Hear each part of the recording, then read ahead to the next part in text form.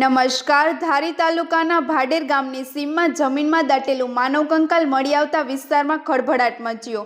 વસરામ સેજલિયાની વાડીમાંથી આશરે 30 વર્ષીય યુવકનું શબ દાટેલી હાલતમાં મળ્યું હોવાનું પ્રાથમિક તારણ છે.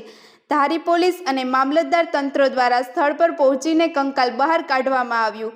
ઘટનાને પગલે પોલીસે તપાસનો દોર ઝડપી બનાવ્યો. ફોરેન્સિક પીએમ રિપોર્ટ માટે શબને ભાવનગર ખસેડવાની કાર્યવાહી હાથ ધરાઈ. પીએમ રિપોર્ટ બાદ મોતનું સાચું કારણ સ્પષ્ટ થશે. વધુ સમાચાર માટે જોડાયેલા રહો. RP Gujarat news, Rajkot.